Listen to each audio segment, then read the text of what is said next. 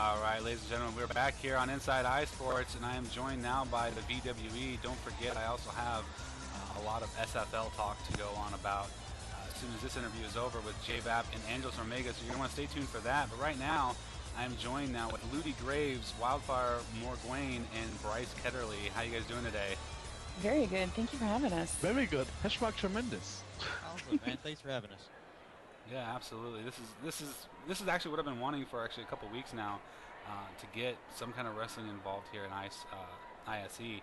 And let's go around the table real quick and introduce ourselves. We'll start with you, Loody, then we'll go to Wildfire and Bryce.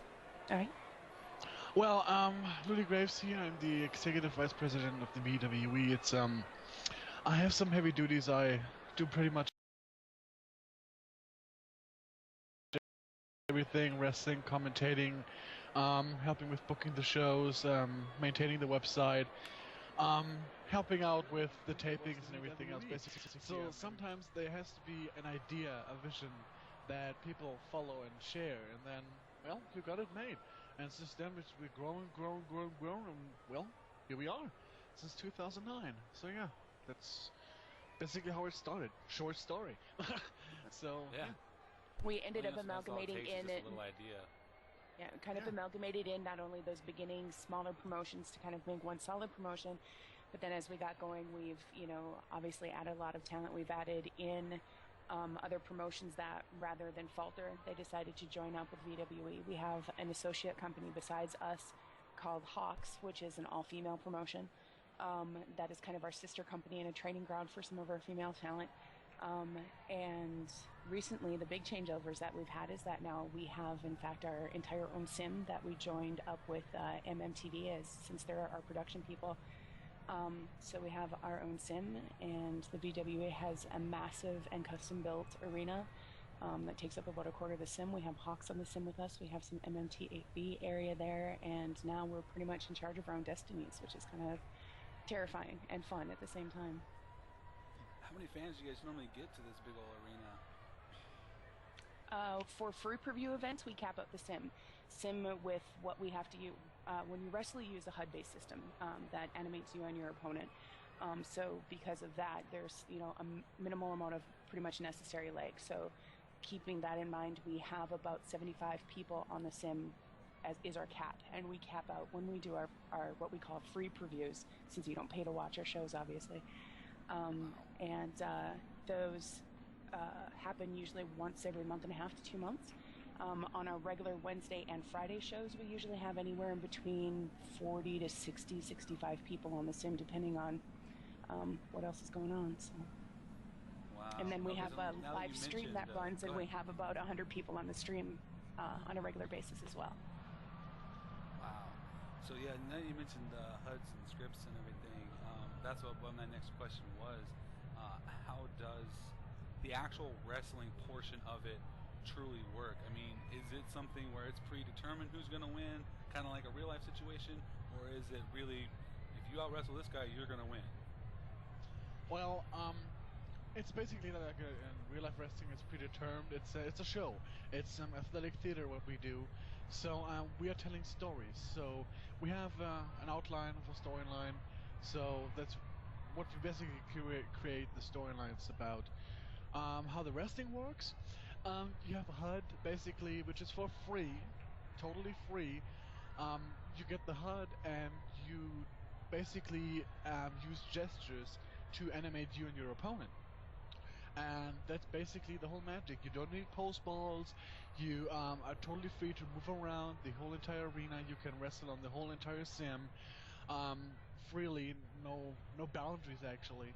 So that's basically how it works. You have your sim, your HUD basically, and your gestures, which is all free and all comes together in one bundle.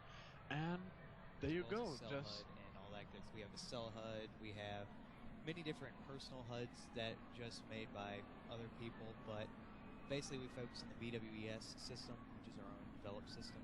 And it's the virtual wrestling entertainment system. Yes. You can Well, yeah. That's what I plugged that there. So the HUD, you can put on different HUDs for like different types of matches and everything? Well, no, it's just the same HUD, but we have, in injury HUD, which is making the injury more realistic. You know, holding your arm, your knee, or you're on the ground holding your back. Just depending what move your opponent did on you. For example, if I would scoop slam you on the mat, you don't hold your arm because you fell on your back.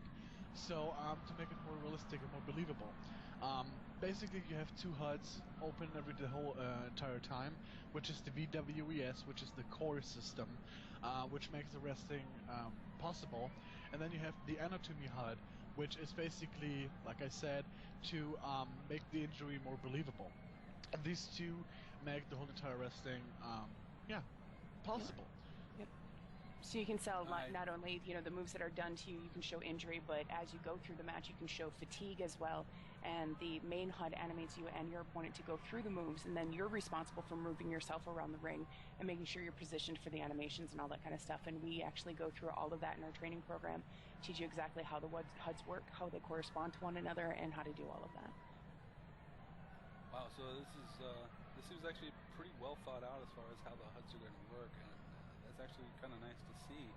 Now, as far as your show is concerned, and I've only seen stuff from other other leagues or wrestling associations, whatever you want to call them, and some of the scripting or line reading that I've seen has not exactly been favorable, in my opinion. They were kind of like, I don't know about all this.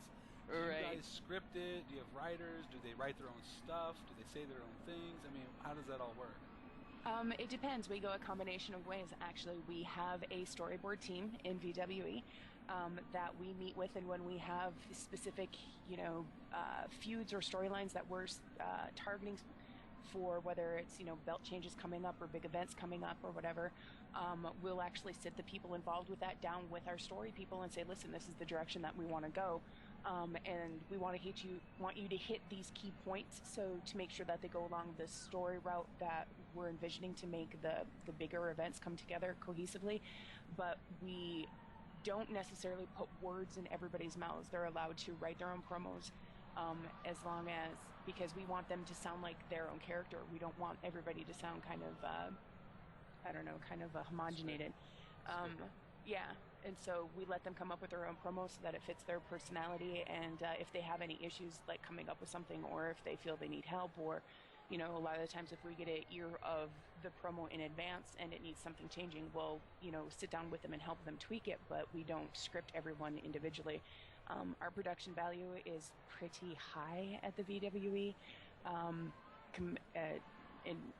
especially compared to a lot of the SL Sporting arenas that you see, just because we have a high definition stream when we're on MMTV. We have professionally done graphics and videos and stuff that play for our shows and for our commercials and all that kind of stuff. And so our people, when they do promos, another part of the training thing that they go through is actually how to make sure that they know how to sell their character and know the psychology of working the crowd and working their opponent in the ring and being able to do those promos successfully, so they're not just thrown out there cold.